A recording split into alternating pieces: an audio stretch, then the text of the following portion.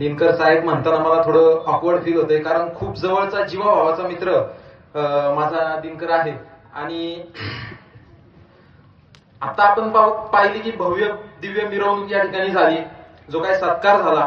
पण म्हणजे शेकडो हार याच्या गळ्यात पडले, परंतु हे शेकडो हार गळ्यात पडण्यासाठी अनेकदा त्याला हार पत्करावी लागली, तेव्हा त्याला शेकडो हार त्या गळ्यामध्ये पडलेले आहेत. दिनकर बाबत मी या ठिकाणी त्याचा खडतर प्रवास सांगू इच्छितो, कारण फक्त आपल्याला हे घवघवीत यश दिसतं, परंतु या यशामागे रात्री 12:30-1 वाजेपर्यंत मान मोडेपर्यंत अभ्यास त्यांनी केलेला आहे. सकाळी पहाटे 6 वाजता उठून सुद्धा तो लायब्ररीत गेलेला आहे. अक्षरशः म्हणजे स्पर्धा परीक्षेमध्ये जर तुम्हाला यश मिळवायचं असेल तर तुम्हाला तहान भूक सर्व विसरावं लागतं, ती नशा तुम्हाला व्हावी लागते, तर तुम्ही या स्पर्धा परीक्षा क्षेत्रामध्ये टिकू शकता. आणि दिनकरचा एक वाक्य आहे खूप छान, की जोपर्यंत आपली वेळ येत नाही तोपर्यंत आपण टिकून राहणं खूप गरजेचं आहे. आणि आज त्याची वेळ आलेली आहे. अक्षरशः त्याच्या आई वडिलांना जो आनंद झाला असेल तर तो गगनात मावत नसेल.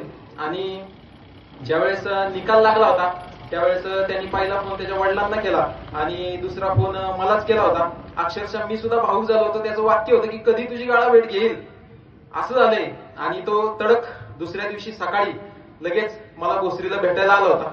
तर सांगायचं तात्पर्य एवढं आहे, स्पर्धा परीक्षा म्हणजे अनेकांनी या ठिकाणी प्रेरणा घेतली असेल, कारण ती ठिणगी आता दिनकरनी तुमच्या हृदयामध्ये टाकली असेल. अनेकांना वाटत असेल की मी सुद्धा स्पर्धा परीक्षेची तयारी करावी, परंतु ही जर तयारी तुम्हाला जर करायची असेल तर तुमच्याकडे जिद्द जाणीव असणं खूप गरजेचं आहे. आणि जिद्द जाणीव असेल तर तुमच्याकडे कष्ट करण्याची तयारी ही सुद्धा असणं गरजेचं आहे. आणि या 3 गोष्टींच्या जोरावरती तुम्ही नक्कीच यश संपादन करू शकता.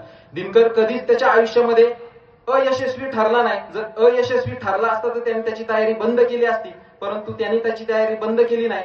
आणि आज आपण पाहताय की एवढा भव्य दिव्य सत्कार हा केवळ त्याच्या अथक परिश्रमाचा आणि प्रामाणिकपणे कष्ट केल्याचा आहे. तर मी या ठिकाणी धन्यवाद देतो तोंडले गावच्या सर्व ग्रामस्थांना की त्यांनी दिनकरचा खूप मोठ्या ठिकाणी भव्य दिव्य सत्कार केला. सत्कार करण्यामागचा उद्देश हा असतो की गावातून अजून काही विद्यार्थ्यांनी किंवा अजून काही जणांनी प्रेरणा घ्यावी आणि आपल्या गावाचं नाव या ठिकाणी उंचवावं. या ठिकाणी धन्यवाद देतो संयोजकांचा देखील आणि समस्त तोंडले ग्रामस्थांचं. थँक्यू. धन्यवाद. यानंतरची विनंती